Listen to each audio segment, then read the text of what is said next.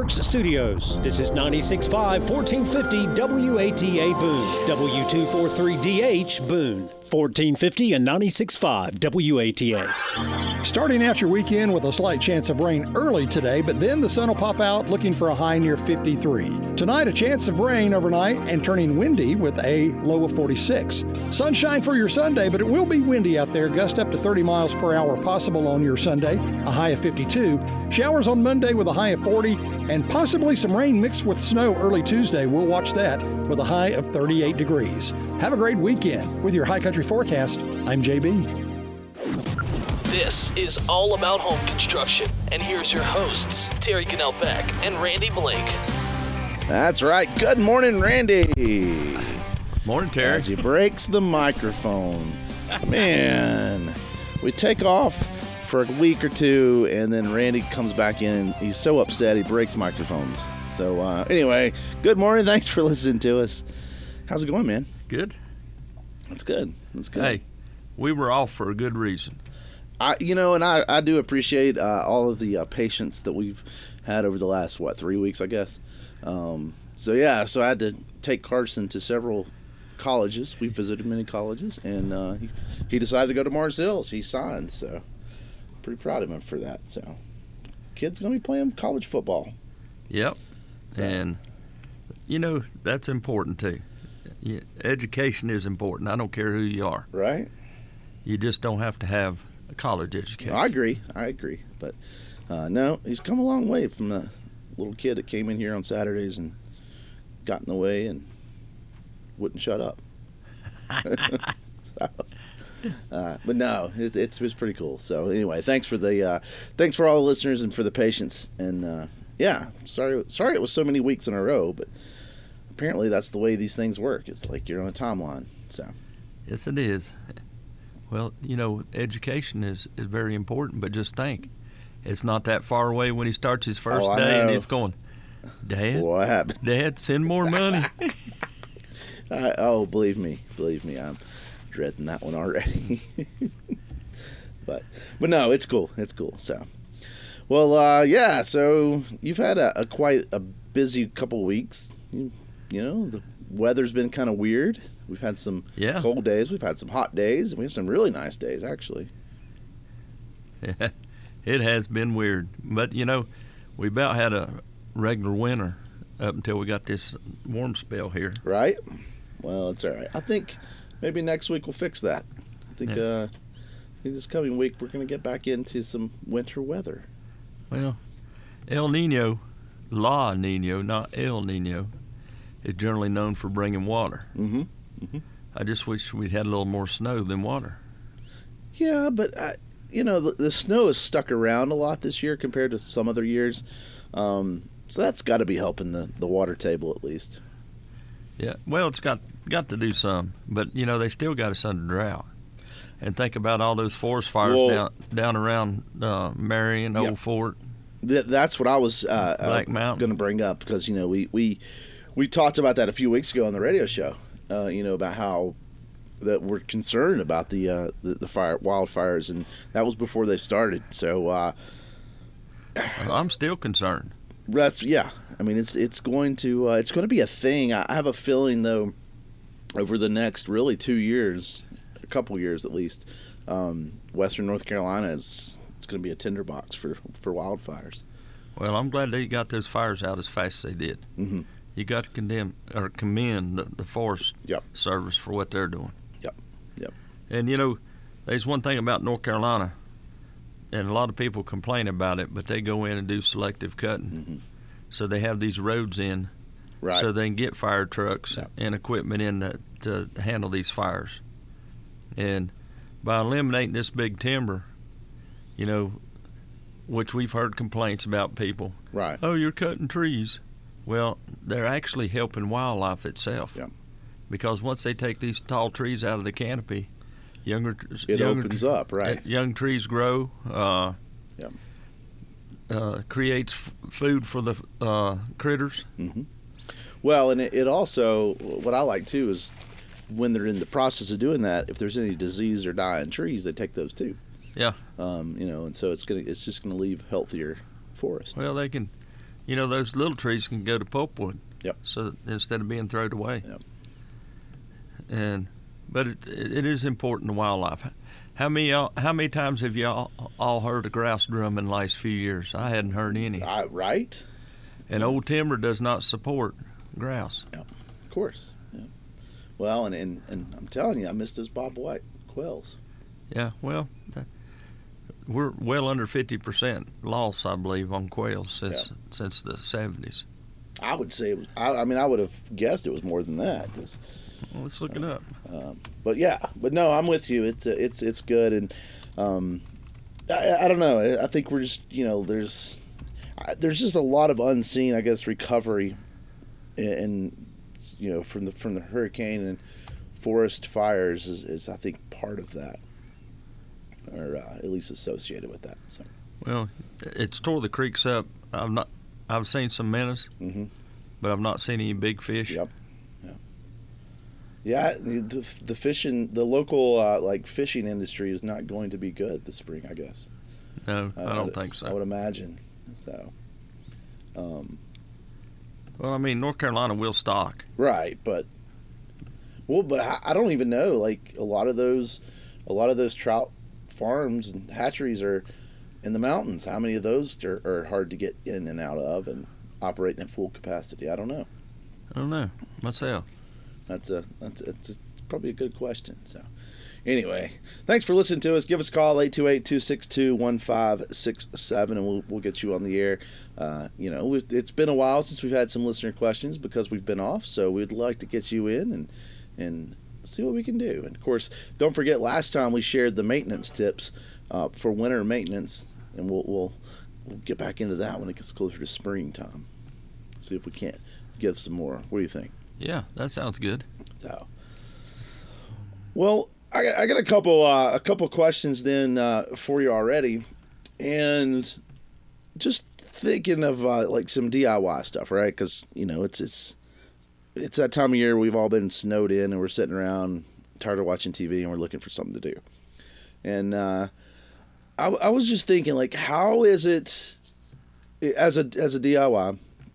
How is it that you go about the planning stage when you know what I mean? Like when you want to do something, where do you begin the planning? Well, look at your project on what you're going to do. Take into what you're going to do in that project, because most people start at the back and work forward instead of working from 1A to go. Well, I want to change my windows. Yep. What does that entail if you're going to change your window? Are you going to do a replacement window or are you going to do a full window? Yeah. First off, is making sure you measure that window correctly. Hello? I tell you what, we're going to take a quick break. I'm going to pause you on that, Randy, because we got a caller on the air. Good morning, caller. Who are we speaking with? I don't want to be on the air. Oh, so sorry about that. I tell you what, give us a call back. We'll have a break here in just a few moments. Okay, then. Thank you so much. But you everyone else, give us a call, 828-262-1567. But yeah, okay. So that's where I was going to go with this is when you plan, like you really need to think about the whole picture, not about the end picture. Correct. And getting back to the window, make sure you do all the measurements correctly. Right. All right. Now, you don't measure the sash. You measure that jamb to jamb, outside jamb to outside jamb. All right. Top, bottom jamb. And that way you get the correct measurements that you need. Now, when it comes to a vinyl window, they'll make them within an eighth of an inch if you want them. Right. Okay. But we went and looked at a guy's house one time, and he said, I got my windows sitting here, and I'd like for you to put them in. Well, his windows was the same size as the brick itself on the opening on the outside. So you couldn't, it was virtually impossible without taking brick down. Yeah. And which we did not take the brick down. We did not do the job, but I couldn't tell you if we ever got them in or not. But the only way to do it was to take the brick. Yeah. Well, and even little things, right? Like, I was thinking about this, like a backsplash, right? You're wanting to put some tile or something up on a backsplash that seems fairly DIY, right? Fairly easy compared, and but then you run into it, like if the wall's not completely flat or the surface isn't good, I guess you would say, for whatever reason, now you've got a whole lot more to do to fix the project. And it's more than just sticking tile up, It is, but if you go with the little tile with the fiberglass mesh behind it, yep, that will hide all those ins and outs. A lot more forgiving. Yep. Yeah. But that's my thing. It was like there's always that extra, going bathroom remodels, right? There's always that extra, like you open something up and you're like, oh, now we got to do this. And well, when it comes to a bathroom, there's always going to be something else. Yeah. Because think about the age of the building.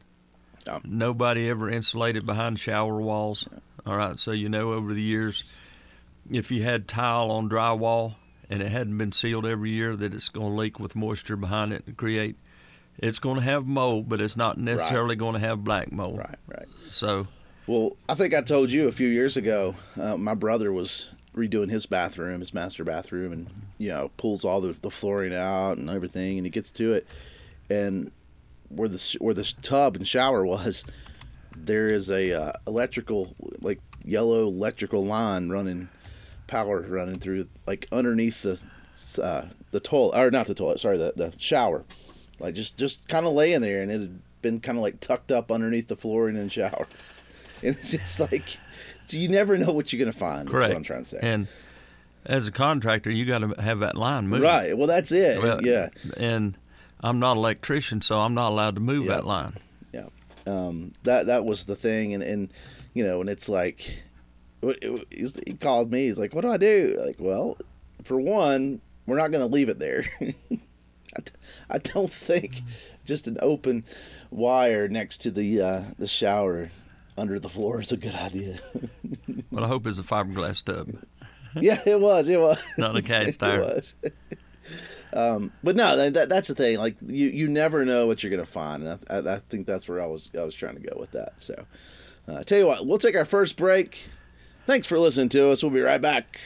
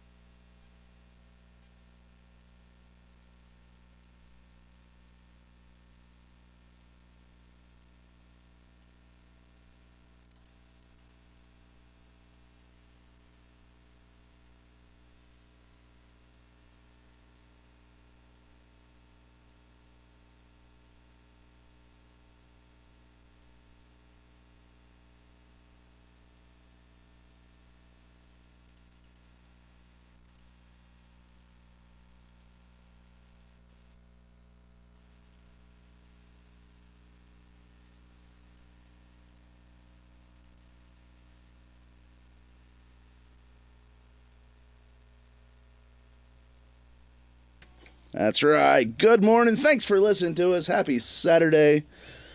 What's going on, man? It's a lovely Saturday. I think you overfed them ducks. Well, look, I like talking to people, okay? I'm so sorry about that. That's all right. I can't multitask this morning. I think my brain's a little tired. But anyway, thanks for calling. We really appreciate that. And I like helping people out too. So we'll get into that one next break. But all right, let's. I'm going to continue on, if you don't mind. There, I got some more questions for you, and again, just looking at that DIY stuff and thinking about like what it is that people can do or people don't do, right? And I think one of those other things that, besides the planning, is the permits and the inspections, right? Like a lot of times, because they're homeowners, they don't know they have to get it inspected. They don't have to get, they don't know they get a permit, or they just assume that it's not worth the hassle. Well, first off, you don't have to have a permit to change windows, siding, cabinets, stuff like that. Mm-hmm. Anything under $40,000 now, you do not have to have a permit. Okay. Now, when it's under $40,000, if it's a $5,000 job, but it has to deal with structure, supporting, like let's say repairing a deck and stuff like that, right? Then you do have to pull a permit. Yeah. Okay. And that's what, under this new law it's getting ready to come out in June, is a roofer does not have to have a permit to put a roof on. But if he finds a piece of rotten plywood, he has to stop the project to go get a permit to put that rotten plywood down, so the inspector can inspect the rafters. Right. So how long is it going to take to get a permit? In the middle of a job. Correct. And especially here in the high country when we fight the weather so bad. Yeah. No, that's true. There's got to be a better way to do things, for sure. But that's what I think is, and that's what scares me though, honestly, with like some of this post-hurricane stuff, right? There's a lot of people repairing a lot of things. I mean, naturally, you need to. But I'm worried that when it comes time, 5 years from now, and we start selling these houses, how many of them are going to be kind of caught up, right? Like you're going to get in the situation where you didn't have a permit, or you didn't. Well, there's another issue, right? You didn't fix it correctly, or it was a quick temporary thing that just never got permanently done. But when it comes to the inspections, like if I fix my deck and it didn't get it inspected, well, when I sell the house, what's going to happen? Well, the buyer's going to get a home inspector. Yeah. All right, and the home inspector is going to call out everything defects that they find, and decks are a big one. Because a deck has to have a permit. So yeah, I understand the temporary fix, but I also understand the fix of making it correct. Right. Later on, when you can do that. Well, so let's say I build the deck without a permit, and then I go to sell the house. I have to. Do I have to tear it down, or can I get a permit and get it inspected at that point, even though it's already up? No. I mean, that's what I'm saying. Like you got to. Well, if you do it right, you're not going to get caught. But if you go see what I'm getting at? Yeah, because they're not going to pull it unless there's a problem with it. They're not going to worry about it unless they see there's a problem with how it was done. Yeah. Let's see what you're saying. When you walk up to a house and you see the footer sitting on top of the ground, that's a problem. Yeah. All right. Now, like we've discussed this in the past about the 45-degree rule. Mm-hmm. And that means if you hold your hand at 45 degree and you build a deck and your post comes out, that footer's got to be below a certain area of blowout. Yeah. So I mean, it can't go 30 foot in the ground to meet the blowout at the bottom of the hill, but it's got to go down deep enough till it can't blow out. Yeah. But during this last storm, give you an idea. There's a lot of holes now. Yeah, a lot of slides that I've never seen, that none of us have ever seen in our lifetime. Yep. So that'll give you an indication of the 45-degree rule, why they want you to go so deep to keep something from blowing out. Right. And your footer doesn't have to be that big. Even though you're having to go down, you can still do a 2x2 by 12 inches. Right. And the code now even lets you get away with 8-inch, but I'm not going to do it. Well, come on. I told you. Look, it's been a while since we've said let's build a house 2 code.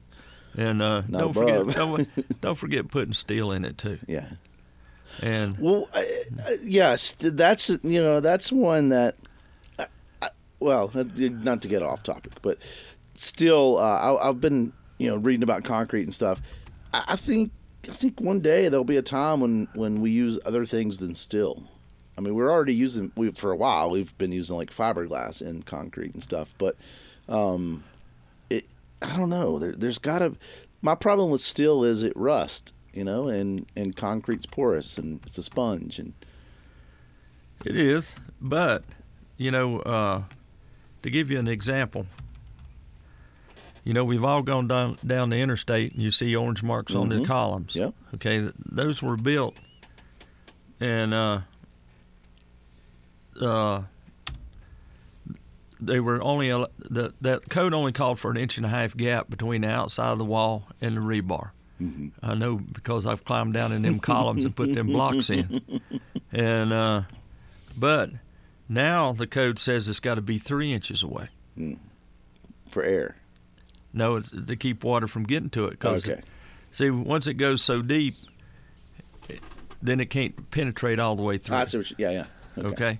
So, and so when you dig a footer or dig a pier, your rebar's got to stay 3 inches off all the way around. Right. All right, and it's got to stay off the ground. That's the reason they got rod chairs. That's 3 inches off the ground too. Mm-hmm. And that's one thing I disagree with is the rod chairs, because the rod chairs are metal sitting on the ground, but they'll rust out over a period of time. It's going to take a long time. Right. Because there's no air. That's what keeps rebar from rusting as bad as you think it would. It takes air. Air to oxidize. Yeah. Right. Okay, that makes sense. Still, all right. You convinced me, but I don't know. There's with all these like microplastic stuff. There's like it's just interesting. I'm just curious I guess I'm curious if that'll ever change the concrete industry. Well, it's already coming. Right. All right. And I got a phone call or email a couple weeks ago about fiberglass rebar. Yeah. And so, and that's where I've like I said, I've seen a little bit about. And that's where I was like, will typical rebar be a thing in the future? Well, I don't think that the fiberglass rebar is going to replace it totally. Well, yeah, I agree with that, but I just mean it's going to be common. And but it's coming. We hadn't got in Texas where they built the 250 mile an hour home. Mm-hmm. They can't be blown down. It can't right. burn. Yep. That's where they had them shavings of steel. Now, Texas has approved that in their home building industry. That's pretty cool. We've not. We have the fiberglass here. Not unless that's somebody started putting steel here in North Carolina allowed it. That's pretty cool. Because that replaces rebar itself in 20-foot lengths. Right. And it's, yeah. You still got to put your verticals in, but it eliminates the horizontal. That's pretty cool. And pretty cool. I love science stuff. I mean, it's what it is, right? It's part of technology changing everything. And people don't think anything about it, but it's changing every day. Just think about going into old houses and you see the wrinkled glass, all right, where it's been hand-poured glass. Yep. And the holes are starting to form in the very top. And because glass, Randy, is not technically a solid. No, it's not. To give you an idea, a 1/2 inch by 20-foot fiberglass rebar is $10.77. Okay. All right. And I was trying to find what a 1/2 inch regular rebar. Let's see here. Cost. Randy's typing. Yeah. Well, how about Hunt Peck? So the fiberglass was 10 something. 1/2 inch steel's $13.22. Wow. I would have thought. Okay. That's a big difference. I mean, that adds up fast, you know?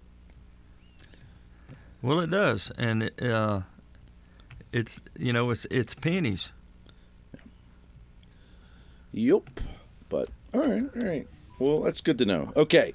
Well, so don't skip the, if you skip the permits and inspections, then they're not going to be happy with it. And just either way, do it right. How's that? Yeah, and that's another thing that really makes me mad about the state of North Carolina. Now they've took the building code back off. Right, so people can't. Individuals can't go on, or really, well, I guess it's shady contractors who don't have license. Correct. But contractors, you know, and I really thought that was a benefit for people that did their own work. Oh yeah, because they can look at it, see what to do, what to expect. So it's fair. I agree. But all right, so here's another one for you, and that goes back to the DIY stuff, and that is using the wrong tools. In other words, when you do a project DIY versus having an expert, you know, come in and do the same thing.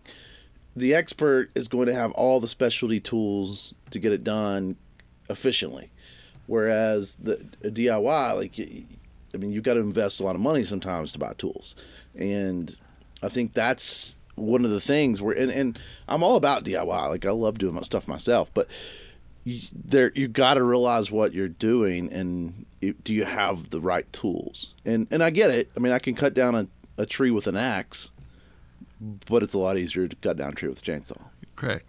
Well, you don't have to go top notch. Mm-hmm. Okay. Now, me, I go into shakes like a gambler does when he goes to gambling. When I go in the hardware store and look at the tools. Yep. Because I always buy tools to last, not tools for convenience. So, you know, like my skill saw's $200. Right. And like my router's probably about $400. Yeah, I like my Harbor Freight one. Calm down. The only thing with those tools is you can't force them. Well, right. And years and years ago, when I was doing wood floors, I bought a. Well, so, you know, I just had a normal, like a cheap chop saw that I had used, and you know, because I could beat them up, and I didn't have a sliding miter saw. I kept waiting because it's an expensive purchase when you're starting a business, and so I kept waiting until I actually needed it to invest the money in it. You know, because the other one was getting the job done, so I had to go do a set of stairs, and so then I go in and I'm like, okay, I'm gonna buy it, and so I go in the hardware store and I buy, you know, just the cheaper one, not the cheapest, but the next to cheapest one, and I go to cut that stair tread and put it up, and I'm like 1/8 of an inch off. In other words, it wasn't square. It wasn't truly square, and that's the only cut I made with it. I took it straight back. I was like, I can't handle this because it's going to cost me a job. You know what I mean? And but that's what I'm saying is like knowing these tools and having the right tool, and you know. But I mean, that's what I like about DIY projects, is because it gives me a reason sometimes to buy the tools. But that's a whole other thing. Well, another thing too about the cheaper tools is always let them wind up. Mm-hmm. So, what I mean by come to full RPM before you use them. And now there's a lot of difference between ball bearings and bushings. Yeah. Okay, because the ball bearings will last a lot longer than a bushing will. Mm-hmm. Because there's certain skill saws out there that have bushings that don't have bearings. Right. And when they first start up, they'll be fine. But you're not going to use them like we do for hours on hours. Right. And or get dropped. You know. Yeah. Well, and that, like I said, that was a problem with mine. Is like slinging it in the truck to move to job site. You know, like that takes as much of abuse as anything. Yeah, just going down the highway. Yeah, and then that, you know, the other tools falling on top of it, kind of thing. So yeah, but anyway, I say, like, use the right tools. That's the cool thing for DIY though, is you can often rent I mean, you can rent pretty much everything. Correct. And so it sometimes it's worth it. And I've, I had this conversation not too awful long ago with someone that was talking about sanding their floors themselves, and they were going to go get a little sander and do it by hand. And I was like, you can. There's nothing wrong with doing it by hand, but you're gonna take a while. Go rent the machine. You'll be happier. So I think we have another caller on the air. Good morning, caller. Hello. Oh, I tell you what, ma'am, we're going to take our break right now, and I'll get back to you on that, help you out on that, okay? Thank you. Thank Bye. you so much. I'll put you on hold. Thanks for listening to us. We'll take a break. We'll be right back.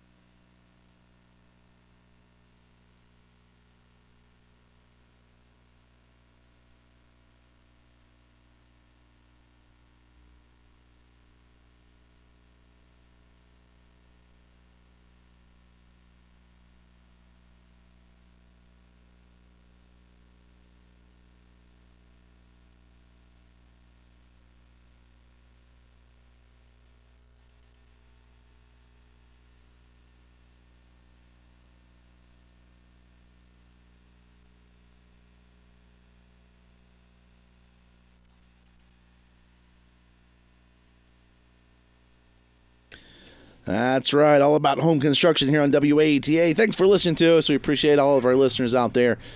And, so, okay. You've been doing some tool research, man. Oh, yeah, I have. And I'm getting blown away here. And the reason I say I'm getting blown away, because I know that this 15-amp corded 12-inch compound double bevel miter saw at Home Depot right now is at $299. Ooh. I know when I bought mine, it was $699. Well, I mean, but you also remember when VCRs were $400. Well, mine's not that old, but getting into homeowners wanting to buy their own, tools and stuff gets a lot easier though. At $299, it is. Yeah. Now, that's a 12-inch. Depends on what you're going to do. Right. Because if you're going to do shelving board, do shelves and stuff like that, then yeah, a 12-inch compound would be fine. If you're going to do trim and stuff like that, then a 7 1/4 would be fine. Yeah. Because I have seen them all the way down to a 6-inch compound miter saw. Yes. And there are lots. Was it Festool that makes that one? It could be, but these battery powered tools are getting so great now with these 60 ohm batteries or whatever. I don't have one. All mine's corded, but this one is an 18 volt cordless 7 1/4 sliding compound. Now it only miters on one side like the originals for $239. And I'm curious in how many cuts you're going to make before you recharge though. I was really surprised with Greg's battery powered DeWalt skill saw. Yeah. About half a day on one battery. Really? Because I remember when they first came out, they were awesome. But I also remember like when I was the ones I were using, like it seems like we were just constantly trading batteries out. I mean, we'd put one in and we'd charge it, and by the time that one died, hopefully the other one was charged. And here's a corded. Now it's a 10 amp and it's 7 1/4, so you're giving up a few amps over the blade size. But even our skill saws, 7 1/4 skill saws are 15 amps. 15 amps, right? Yeah, because that's what it takes to really. But for trim, that 7 1/4 10 amps should be fine for $198, and it compounds one way. That's pretty sweet. And but again, as long as you let the saw do the work, you're not forcing everything. I mean, it'll cut. I mean, the saw, right? You always got to allow your tool to do the work. Yeah. And that's what really frustrates me about a newbie, especially on your miter saws. Yeah. Yeah, and shoving it in. They don't realize that they are damaging those bearings. Yeah. Well, and I mean, there's other issues with that too. The cuts aren't pretty, and sometimes they're crooked. I mean, generally what happens when they jam it like that is they warp a tooth. Yeah. So now you've taken a 30, 40, maybe a 60, 70, maybe $100 blade, because the more teeth, the more it costs, and then you warp one tooth. So instead of cutting that fine line, you're cutting now a 1/4 inch gap. Yep. You're gouging instead of cutting. Yeah. Yeah, makes a difference. And it's virtually impossible to find that tooth. What? Right. Oh, I know, because it's just barely out. So, and can you even get them sharpened anymore? Not that I know of around here. That's what I was thinking. I don't know Harbor Freight makes a saw blade sharpener that that you can put your blade on and sharpen. Zip, zip. You can actually straighten those teeth if you had a good piece of good flat steel. Right. But you'd have to be careful and use a punch. That's a lot of work. My dad never would buy a carbide blade. Right. Well, how come? He just said, I'd rather have my blade every morning. Because that's what worked. He'd sit down and sharpen his blades before he started. That's great. That's cool. That's cool, though. All right. Carbide blades were invented to cut nails. Mm-hmm. Yeah, I mean, it's as long as you do not let off the trigger when you're going through that nail, it will not sling a tooth. Okay. It's when you let off when it slings the tooth. Yeah. The guy's going, oh darn, I hit a nail, and then he don't realize he's slinging teeth. Yeah, no, and I ran into that with the sawmill too. I mean, I know they're not carbide, but yeah, you just take it easy. It'll eventually do something. You've ruined the blade anyway. At that point, you might as well keep rolling. That's a whole nother show about the sawmill blades. All right. So let's move on this list. So safety precautions, like that's one I think we all, whether we're contractors or professionals or DIYers, like it's easy to not wear appropriate protection. Goggles, for instance, like I hated wearing goggles, still do. But when I had one time when that table saw kicked back and threw it in my eye, that's when I was like, even though I hate them, I probably should be wearing them. Well, you get used to getting those 2x4s out of your eyeballs. Yeah. Oh, yeah. Because I can't stand them either. Yeah. But other things too, like other safety precautions. You know, if you're a DIY, you don't you're changing out an outlet. You turn the wrong breaker off, or you forget to turn it off altogether, right? I mean, like there's little precautions like that. Just buy that little light tester. Yeah. You don't have to buy a meter. They have little light testers, Right. and you can stick on, check the voltage, or see if it's hot. That's all it does. Right. Exactly. But so just keeping that in mind, keeping those safety precautions in mind. You know, wearing the gloves, the goggles, the ear protection, things like that, and the ear protection is more important to me. Right. Huh? What'd you say? You heard me. I didn't tut it. Huh? No. Well, it depends, see, because there's a lot of steel on the job too. Like you're cutting rebar and stuff like that. You need to make sure you got your safety glasses on. Yep. And everybody should wear hearing protection. Nobody does, because you want to hear everything around you. Mm-hmm. And I think the cool thing is more and more with technology that's coming out. There's a lot more like these noise canceling things that I think are helping that. So you can hear someone talking, but you can also use the saw and kind of thing. Correct. So I think more and more we're starting to see that, and just technology. It allows you to hear up to 60 decibels, then it cancels out. Right. Yeah. So so I think as we progress and things, just like we're talking about saws, right? As things get cheaper, then we'll be able to we'll see those more. I guess is what I'm trying to say. So yeah. Well, it's coming. People don't realize that safety precautions take more time to do the job. Right. And that was my big thing with the state of North Carolina when we went to harnesses on the roof. And fall protection is the number one insurance claim, or falls are the number one insurance claim in the state of North Carolina. Sure. All right. Yep. And we've talked about it before on spiral stairways. An elderly person falling 3 steps can break a hip. Right. Well, a 6-foot 5-foot scaffold can make you a paraplegic. Mm-hmm. Yeah, I mean it doesn't take as much as people will assume. So we'll take a break. We'll come right back. Thanks for listening.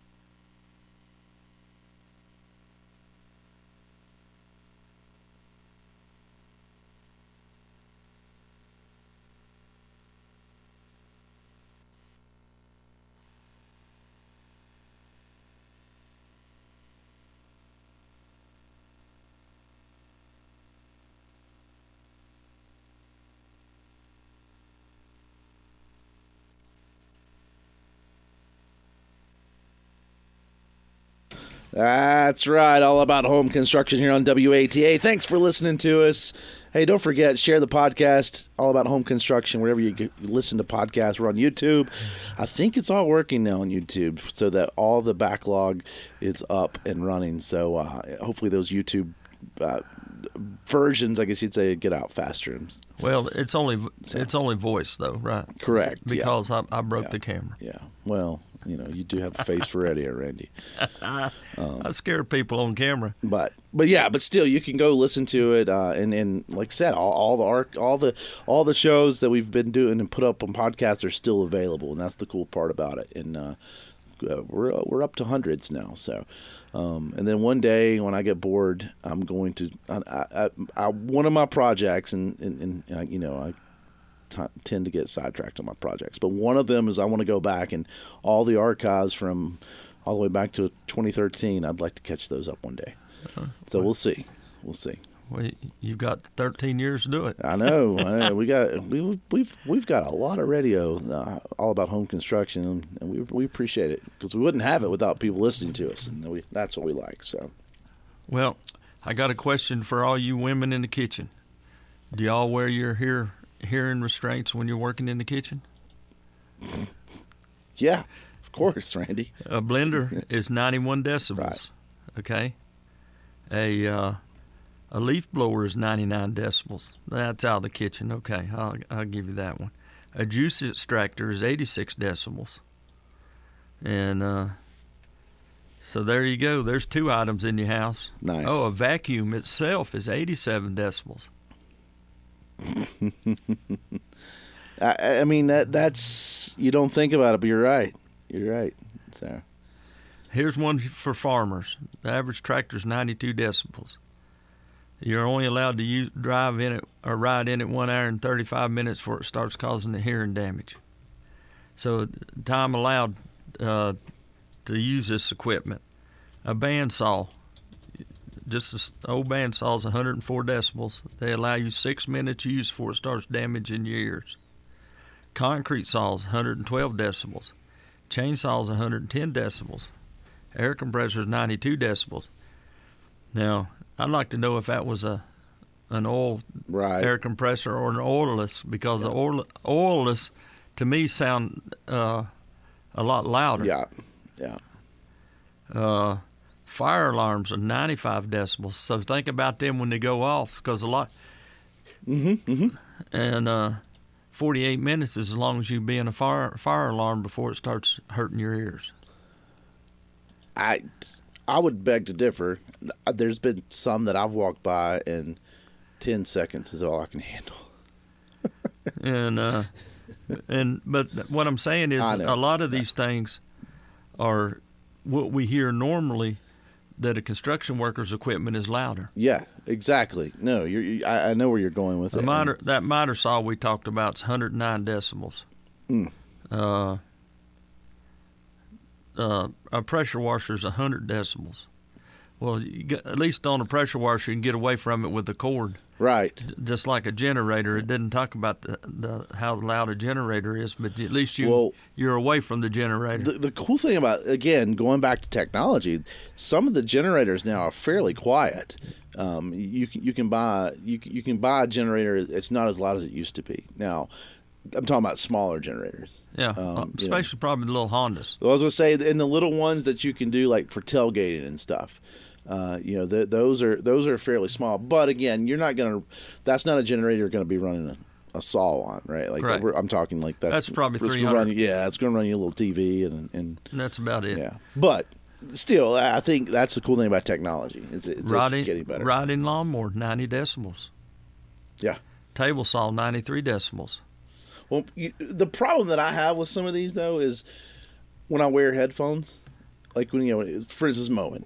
If I wear my headphones to mow because it's loud, I end up putting music on, and then I have to crank the music up, and so it really defeats the purpose of wearing the headphones. Yes, it does.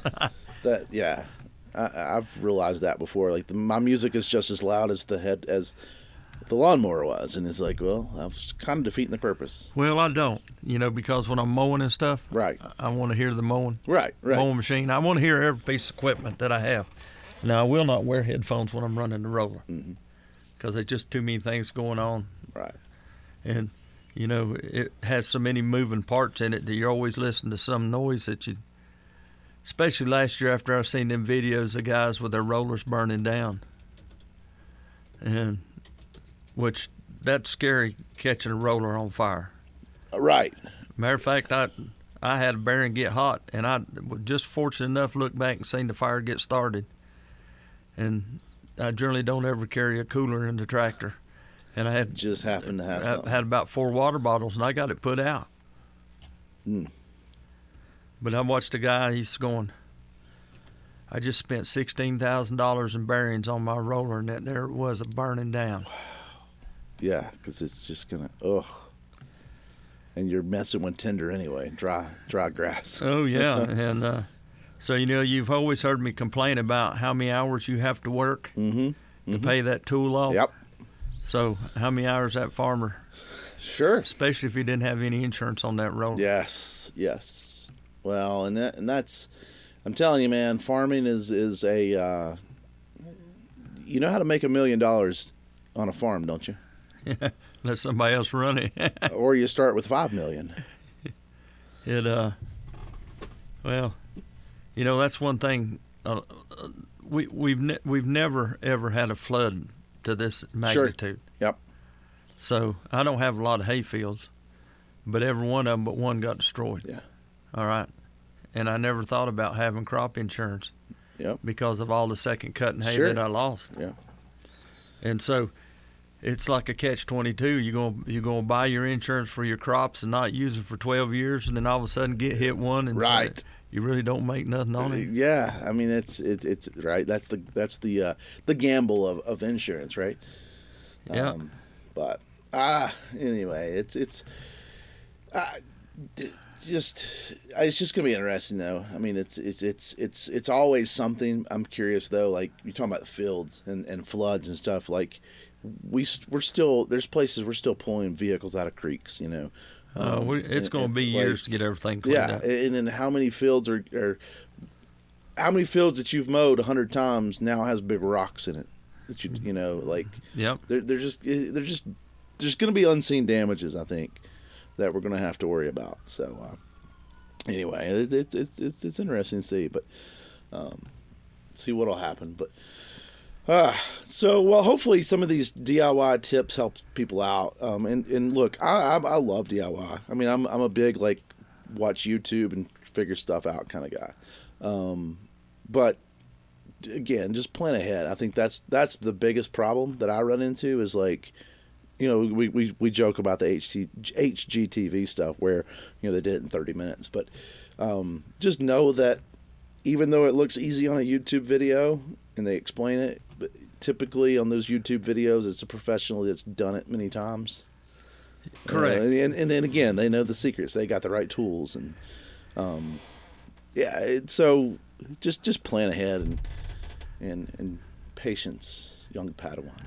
That's about a fact. Or don't tell me that you know more than I know. Sure. That's the first bad thing to do. Yeah. No, I agree. I mean, everyone's an expert in some things, right?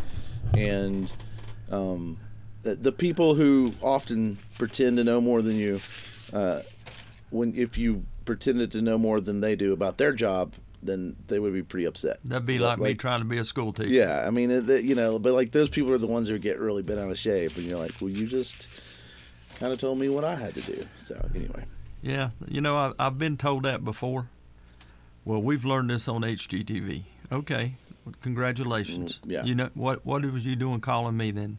You have a nice day, and I just turn around and walk off. Yeah. So, yeah.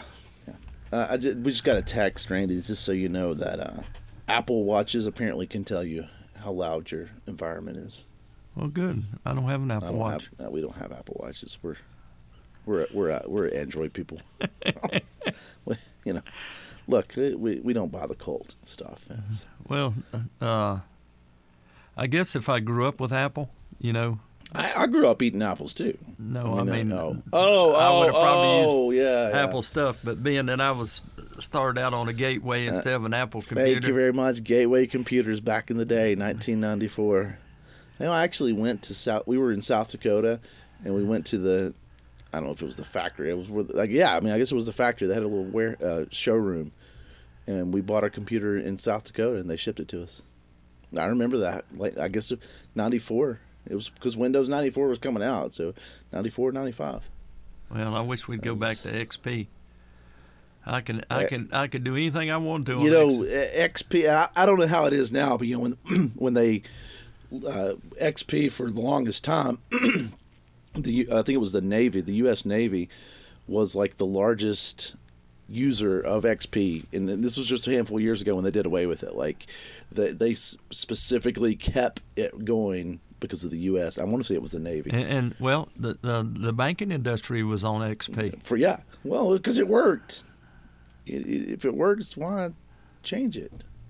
But anyway, show's about time to wrap up. But I do want to thank everyone for listening to us, and especially the like I said, the podcast people. Go out and share it out. Randy, back on FeedSpot's website, we're ranked again. We're back on number 5 this week. So just a heads up. Well, I'm surprised with all of our reruns. Well, Apple rating, we're 4.8 out of 5. So, we appreciate all of our people out there listening to us and rating us and sharing us, more importantly. So the more you do that, then the more people, the more exposure we get and the more people can hear us. So that's what we like. Well, we try to tell it the way it is. That's it. Well, and don't forget, call us back. That's it. Yeah, give me a call, and we'll get you on. But Randy, have fun, man. And then next week we'll have another show. We'll get into some more. We'll do some research this week. We got it, everybody. Thanks for listening. Bye.